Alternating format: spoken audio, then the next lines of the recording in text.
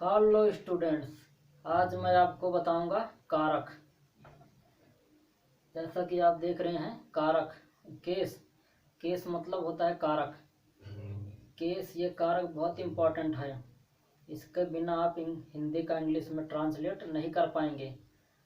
Case अगर आप नहीं पढ़ पाए, नहीं समझ पाए, केस अगर आपको नहीं आया समझ में, तो आप हिंदी का इंग्लिश में ट्रांसलेट नहीं कर पाएंगे। ये बहुत इम्पोर्टेंट है, बहुत मोस्ट इम्पॉर्टेंट है, समझे। केस कारक, तो देखिए केस कारक ये 3 प्रकार के होते हैं।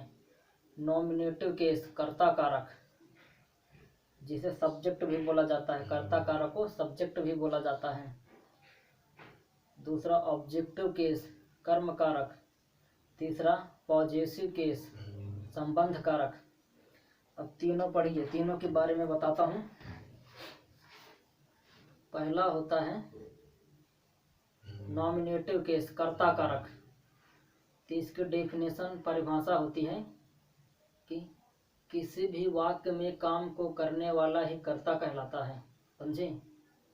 किसी भी वाक्य में काम को करने वाला ही कर्ता कहलाता है। और ये वाक्य में अधिकतर, ये वाक्य में सबसे पहले होता है।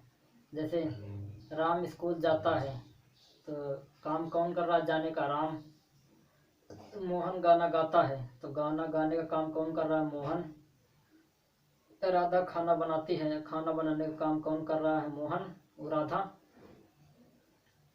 और अगर किसी भी वाक्य में आपको कर्ता निकालना है, अगर किसी भी वाक्य में आपको कर्ता ढूंढना है, तो कर्ता ढूंढने का एक नियम होता है, क्रिया के पहले क्या लगा दो, सॉरी कौन लगा दो, क्रिया के पहले कौन लगा दो।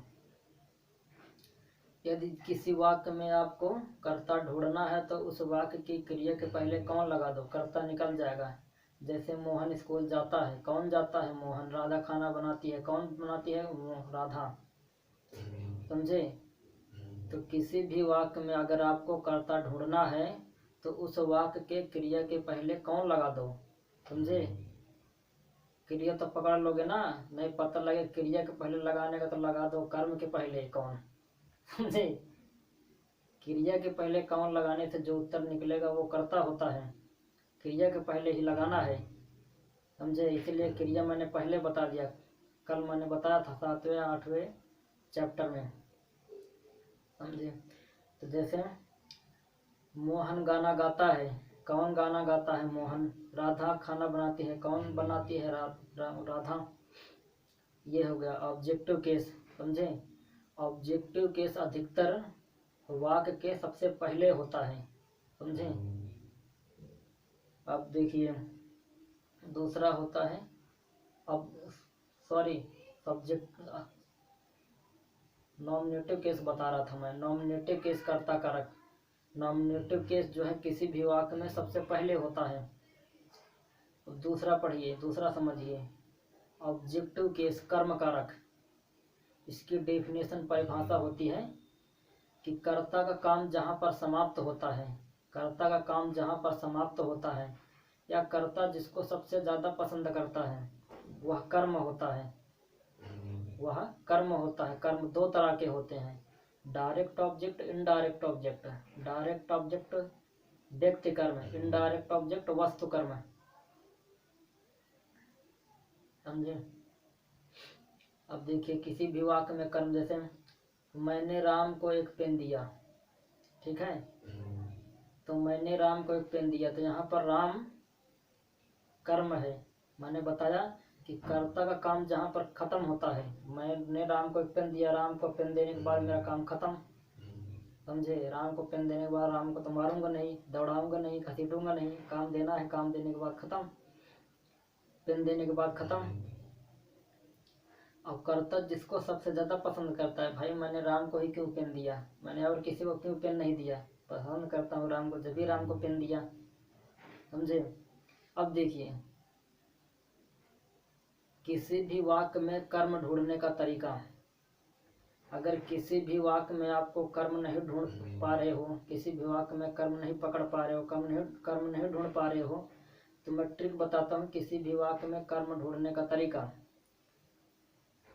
जब किसी वाक्य में कर्म ढूंढना हो तो उस वाक्य के क्रिया के पहले क्या किसे कहाँ लगा दो, क्या किसे कहाँ लगा दो, कर्म निकल जाएगा। जैसे मैंने राम को इलाहाबाद में एक पेन दिया, मैंने राम को इलाहाबाद में एक पेन दिया। क्या दिया? एक पेन। किसे दिया? राम को। कहाँ दिया? इलाहाबाद। आ गया कि नहीं? राम इलाहाबाद पेन, ये तीनों कर्म है। राम व्यक्ति कर्म है, इंसान है, व्यक्ति है, व्यक्ति कर्म है। पेन वस्तु कर्म है, ऑब्जेक्ट ऑब्जेक्ट है। समझे? बात को समझो। नहीं समझ में आता है तो मेरा व्हाट्सअप नंबर दिया है, इस व्हाट्सअप नंबर पर मैसेज करके आप पूछ सकते हो। जो नहीं समझ में आएगा मैं व्हाट्सअप पे मैसेज करके बताऊंगा, वीडियो कॉल करके आप पूछ सकते हो, बात कर सकते हो मेरे से। लेकिन पढ़ो, समझो अच्छे से, ठीक है।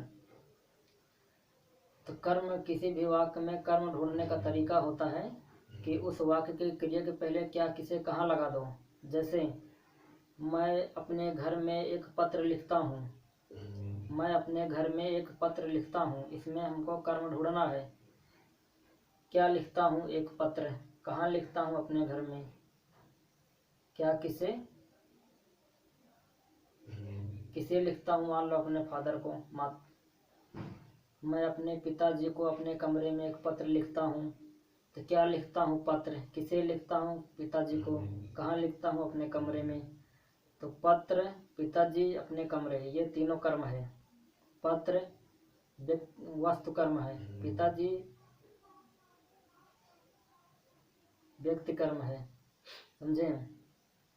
अब देखो, हिंदी का इंग्लिश में ट्रांसलेशन, हिंदी का इंग्लिश में ट्रांसलेशन करते समय पहले कौन सा कर्म लिखा जाएगा? व्यक्ति कर्म या वस्तु कर्म? तो इसका नियम होता है कि हिंदी का इंग्लिश में ट्रांसलेट करते समय पहले डायरेक्ट ऑब्जेक्ट लिखा जाता है, पहले डायरेक्ट ऑब्जेक्ट लिखा जाता है। इनडायरेक्ट ऑब्जेक्ट भी पहले लिख सकते हैं, लेकिन टू या फॉर लगाकर। समझे? जैसे मैंने राम को एक पेन दिया, तो I gave Ram a pen, I give Ram a pen. यहाँ पर राम पहले लिखा जाएगा, ए पेन बाद में। अब ए पेन को पहले लिख सकते हैं, लेकिन टू या फॉर लग जाएगा। I give a pen to Ram, I give a pen for Ram. समझे? तो ये तीनों सही है। I give Ram a pen, ये भी सही है। I give a pen to Ram, ये भी सही है। I give a pen of Ram, ये भी सही है। समझे? अब तीसरा देखिए, तीसरा है पॉजेसिव केस। पॉजेसिव केस, संबंध कारक। संबंध कारक, जब किसी वस्तु व्यक्ति स्थान का किसी दूसरे वस्तु व्यक्ति स्थान से संबंध व्यक्त हो तो उसे संबंध कारक बोला जाता है। जैसे आप देख रहे हैं, राम की बहन, भाई राम की बहन और राम का दोनों में आपस में संबंध है, भाई बहन का, तो ये संबंध कारक हुआ। संबंध कारक हमेशा का की के इन तीनों से जोड़ा जाता है। रा री रे से जोड़ा, रा री रे भी जोड़ा जाता है। जैसे तुम्हारा घर, मेरा घर, उसका घर, तो मेरा और घर में संबंध है तो इसलिए मेरा घर हुआ, उसका और घर में संबंध है इसलिए उसका घर हुआ। तो रा री रे से संबंध व्यक्त होता है, का की के से संबंध व्यक्त होता है। अब देखिए, जैसे राम की बहन, इसका ट्रांसलेट करना है तो राम की बहन, तो राम लिखा जाएगा राम, और ये इसको बोलते हैं एपॉस्ट्रॉफी, एपॉस्ट्रॉफी और एस। तो का की English apostrophe S, apostrophe S लगाकर संबंध व्यक्त किया जाता है। समझ में आया?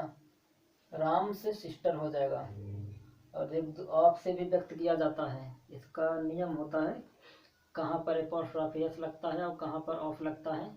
समझे? देखो, जब किसी सजीव का किसी सजीव से संबंध व्यक्त हो, जब किसी सजीव का किसी सजीव से संबंध व्यक्त हो तो इसका संबंध केवल एपॉस्ट्रॉफी एस से व्यक्त किया जाएगा। और जब किसी निर्जीव का किसी निर्जीव से संबंध व्यक्त हो तो उसका वल्ली ऑफ से संबंध व्यक्त किया जाएगा। समझे? सजीव के लिए एपॉस्ट्रॉफी एस, निर्जीव निर्जीव के लिए ऑफ, सजीव सजीव के लिए ऑफ नहीं लगा सकते, निर्जीव निर्जीव के लिए एपोस्ट्रॉफी एस नहीं लगा सकते, समझे।